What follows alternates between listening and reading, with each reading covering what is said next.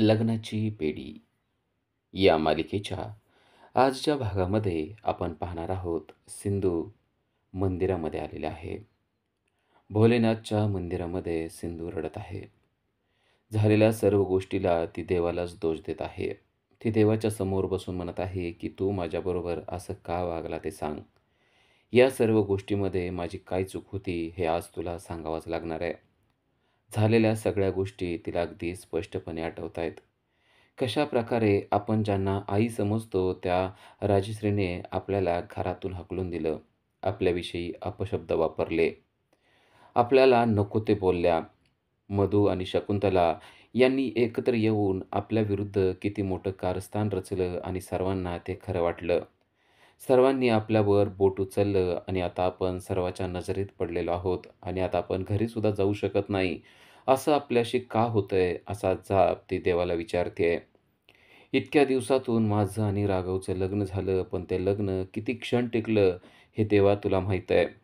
ज्यांनी आमची गाठ बांधायला पाहिजे होती, त्यांनीच आमची गाठ कायमची सोडली.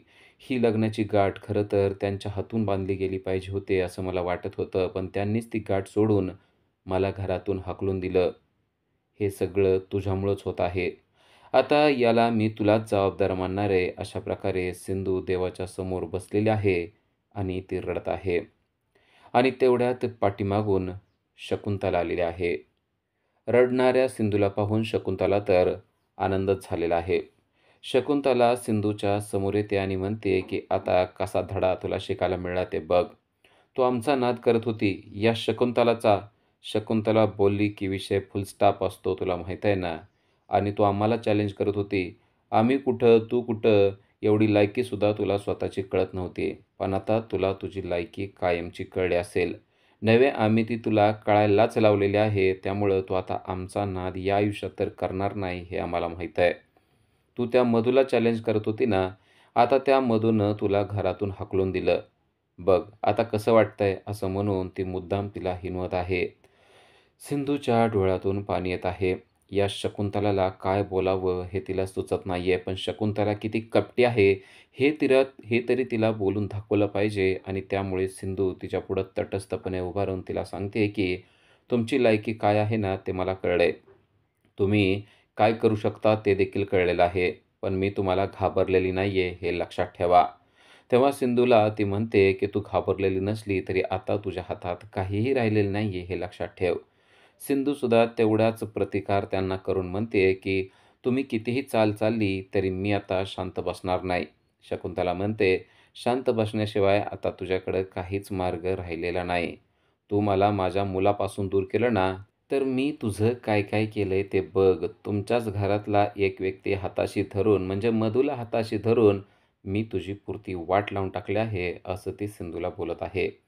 सिंधूसुद्धा न घाबरता तिला म्हणते की तुम्ही तुमच्या लायकीप्रमाणे वागलेला आहात आणि तुमच्याकडून मी चांगल्याची अपेक्षा करतच नाहीये. जी व्यक्ती आपल्या मुलाशी, आपल्या सुनेशी चांगलं वागू शकत नाही, त्या बाईकडून मी काय अपेक्षा करावी असं म्हणून सिंधूने तिला चांगलाच टोमणा मारलेला आहे.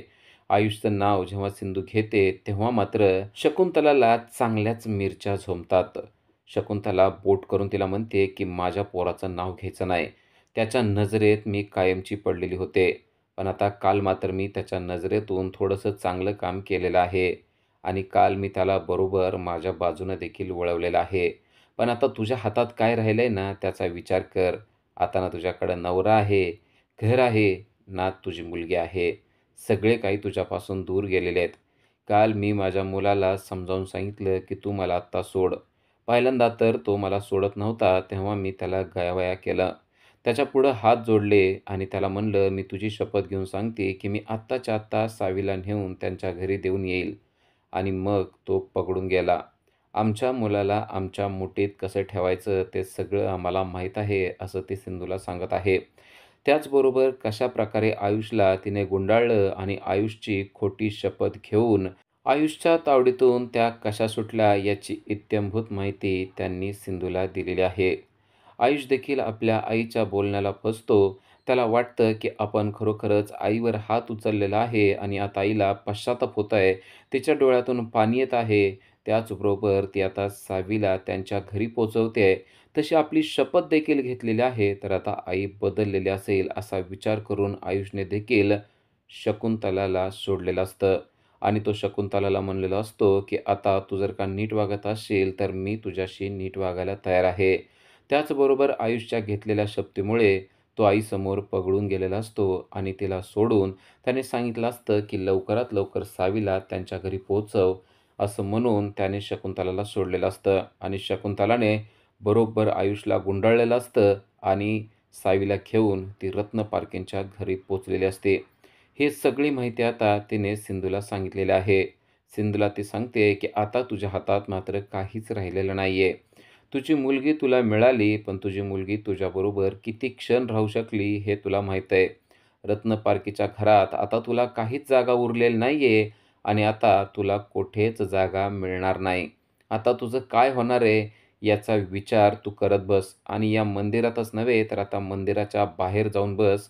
हीच तुझी लायकी आहे," असं म्हणून ते सिंधूला हिणवत आहे. सिंधू तिचं बोलणं ऐकून घेते आणि म्हणते, की "अजूनही मी हार मानलेली नाहीये, एवढं लक्षात ठेवा. मी सिंधू आहे आणि हे सिद्ध करायला मला वेळ लागणार नाही." शकुंतला म्हणते, की "आता तुझ्यावर कोण विश्वासच ठेवत नाही. त्यामुळं तू काही सिद्ध करण्याची गरज राहिलेली नाहीये. आता तू स्वतःच सिंधू आहे का कृष्ण आहे याचा विचार कर आणि तुझी तूच ठरव. तू सिंधू आणि कृष्ण असली तरी आता मला त्याचा काहीच फरक पडत नाही. त्यामुळं बाकीचे सगळे विचार तू आता तुझ्या जवळ ठेव." सिंधू मात्र चिडलेली असते आणि शकुंतलाला म्हणते, की "लक्षात ठेवा, ही सिंधू कधीही हार न मानणारी आहे. आज नाहीतर उद्या मी पुन्हा तुमच्यासमोर उभा राहील आणि या सर्व गोष्टीचा जाब आणि या सर्व गोष्टीचा बदला घेतल्याशिवाय मी राहणार नाही." शकुंतला म्हणते, "बघू आता ह्या सगळ्या गोष्टी वेळ ठरवतील. पण आजची तुझी वेळ काय आहे ते तुला माहीत आहे ना? मला तर वाटतं की तुझ्याशी मुस्काळात द्यावी, पण आता नियतीनेच तुझ्या मुस्काळात दिलेली आहे, त्यामुळं मी तुला मारण्याची काही गरज नाहीये," असं म्हणून शकुंतला तेथून निघून जाते. शकुंतलाचं सगळं बोलणं ऐकून खरं तर सिंधू खचलेली आहे आणि ती देवाच्या समोर उभी आहे. देवाला ती म्हणते, की "अजून मी काय ऐकायचं बाकी राहिलेलं आहे? तू असं का करतोयस देवा? माझं काय चुकतंय? माझ्या हातून माझं घर गेलं, माझा नवरा गेला आणि माझी सावी देखील गेली. इतकं वाईट, इतकं पाप मी काय केलेलं आहे ते मला कळत नाहीये. अशा कोणत्या पापाची तुम्हाला शिक्षा देतोय ते तरी मला सांग. माझ्याकडे आता घर राहिलेलं नाहीये, ना माझा नवरा राहिलेला आहे, ना माझी मुलगी राहिलेली आहे. हे सगळं मला परत मिळू वाटतं, पण आता माझ्यापुढं कोणताच मार्ग उरलेला नाहीये. मला मार्ग दाखवण्याचं काम आजपर्यंत तू केलेलं आहेस, पण आज मात्र तू असा शांत बसला आहेस. इतका कसा तू निष्ठुर असू शकतो तेच मला कळत नाही. अशा प्रकारे सिंधू देवाशी बोलत आहे. सिंधू देवाला या सर्व गोष्टीसाठी दोष देत आहे आणि देवाला म्हणते, की "आता या सर्वातून तूच मला बाहेर काढणं गरजेचं आहे. अन्यथा मला काही सुचत नाहीये." सिंधू रडत आहे. सिंधूला खरोखरच काहीही सुचत नाहीये. देवाच्या समोर बसून आपल्याला सर्व गोष्टी आठवतायत आणि त्या गोष्टीतून काहीच पर्याय मिळत नाही. आजपर्यंत फक्त तू आणि तूच मला मदत केलेली आहेस. आजपर्यंत प्रत्येक गोष्टीसाठी मला मदत करणारा तू आज कसं काय शांत बसलायस हेच मला कळत नाहीये. अशा प्रकारे सिंधू देवाला जाब विचारत आहे. सिंधूला वाटतंय, की आपल्याला देव मदत करेल आणि या सर्व संकटातून आपण बाहेर पडू शकू. आणि तेवढ्यात सिंधूच्या पाठीमागे एक व्यक्ती आलेला आहे आणि तो व्यक्ती सिंधूशी बोलत आहे. तो व्यक्ती सिंधूला समजावून सांगत आहे. तो व्यक्ती सिंधूला म्हणतोय, की "जे झालं आहे ते सगळं आता तुला सोडून द्यावं लागणार आहे." सिंधू त्या व्यक्तीचं बोलणं ऐकत असते आणि तो व्यक्ती सिंधूला समजावून सांगत असतो, "आजपर्यंत तुझ्यावर खूप संकटं आलेली आहेत, पण कोणत्याच संकटाला तू जुमानलेलं नाहीये. मग हे अजून एक संकट आहे असं समज. या संकटातून देखील तू स्वतःला वाचवू शकते."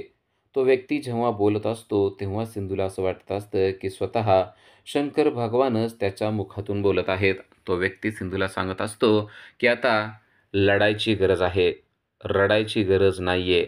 आता तू जर का रडत बसली तर आयुष्यभर तुझ्या पदरात फक्त रडणंच पडणार आहे. आता तू उठ आणि लढण्याची तयारी कर. तुला तुझ्याच घरच्यांच्या विरुद्ध लढायचं आहे. जसं श्रीकृष्ण स्वतः लढला होता ना, तसं तुला लढावं लागणार आहे.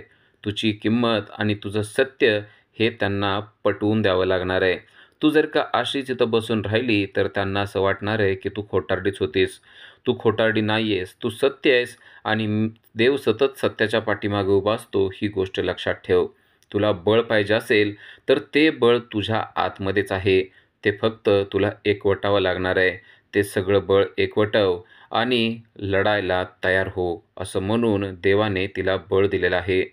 त्याचे एक एक शब्द जेव्हा सिंधूच्या कानावर पडतायत, तेव्हा सिंधूला 100 हत्तीचं बळ मिळत आहे.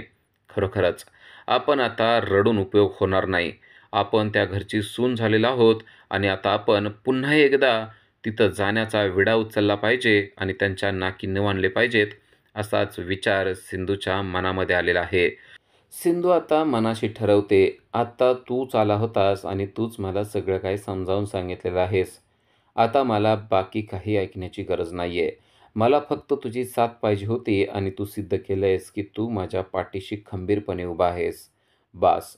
आता मी रडणार नाही, तर आता मी लढणार आहे आणि तुझं बळ माझ्या पाठीशी आहे हे आता मला समजल्यामुळं मला कोणाची गरज देखील नाहीये. आता मी त्या घरात माघारी जाणार आणि त्यांच्या विरुद्ध लढणार, असं म्हणून सिंधूने रौद्र रूप धारण केलेलं आहे.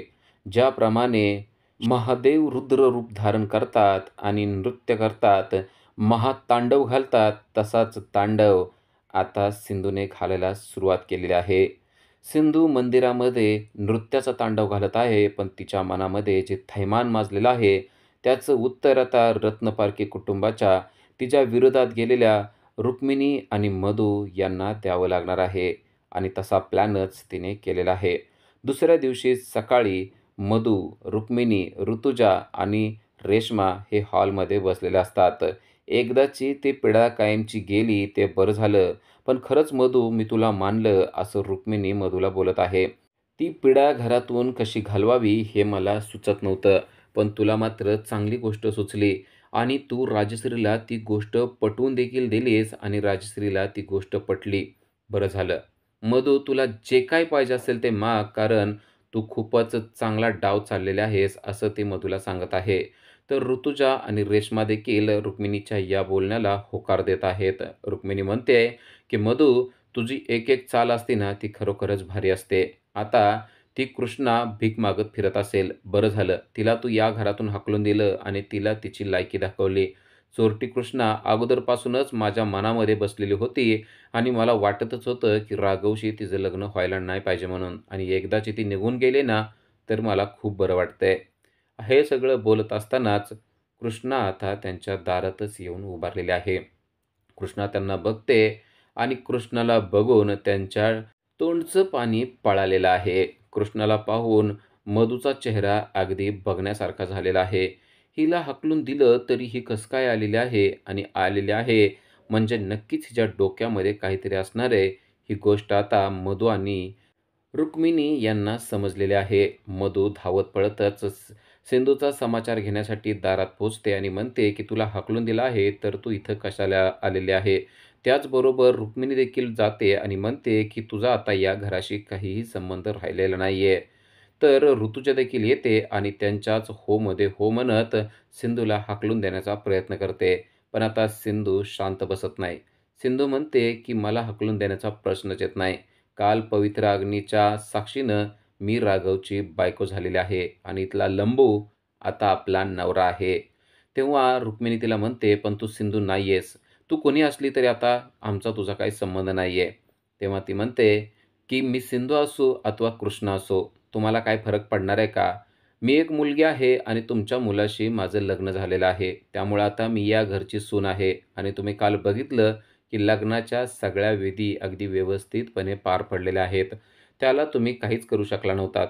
त्यामुळं आता मी या घरची सून आहे आणि या घरामध्ये गृहप्रवेश करताना तुम्हीसुद्धा काहीच करू शकणार नाही. मला माहिती आहे तुम्हाला माझा गृहप्रवेश होऊ द्यायचा नव्हता आणि त्यामुळंच मी स्वतः आता गृहप्रवेश करायचं ठरवलेलं आहे. काळजी करू नका, गृहप्रवेशाचं सगळं साहित्यसुद्धा मी स्वतःहून घेऊन आलेले आहे. तर मधू तिला म्हणते, मी तुझा गृहप्रवेशच होऊ देणार नाही. सिंधू म्हणते, त्याची काळजी तू करू नको. मी ठरवून आलेले आहे की आता गृहप्रवेश होणारच. कारण राघव हा आता माझा नवरा आहे आणि तुझा त्याचा काहीही संबंध राहिलेला नाहीये. हे ऐकल्यावर मधूच्या पायाखालची जमीनच सरकते. ऋतुजा आणि रेश्मा देखील सिंधूकडे पाहतच राहतात.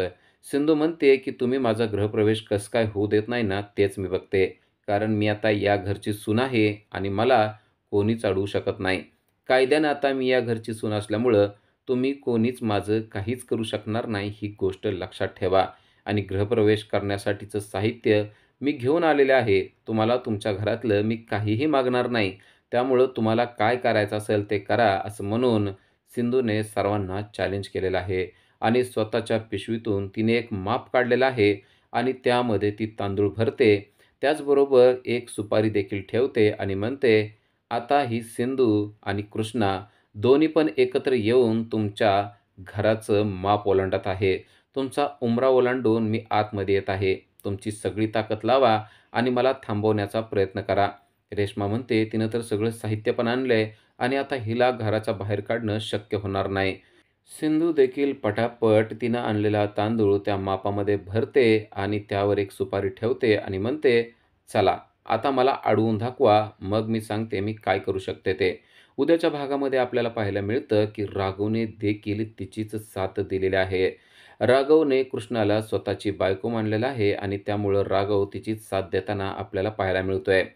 मधू जे काही वागलेले आहे त्याचा रागच राघवला आलेला आहे आणि त्यामुळे त्यांनी कृष्णाची साथ द्यायचं ठरवलंय. राघवने कृष्णाच्या हातात हात घेऊन तिला साथ देऊन गृहप्रवेश केलेला आहे. तर मधूची चांगलीच फजिती करून तिला गृहप्रवेश करतानाच जोरात आपटलेला आहे आणि सिंधू घरामध्ये प्रवेश करत आलेले आहे. अशाच अपडेटसाठी आजच आमच्या चॅनलला सबस्क्राईब करा. थँक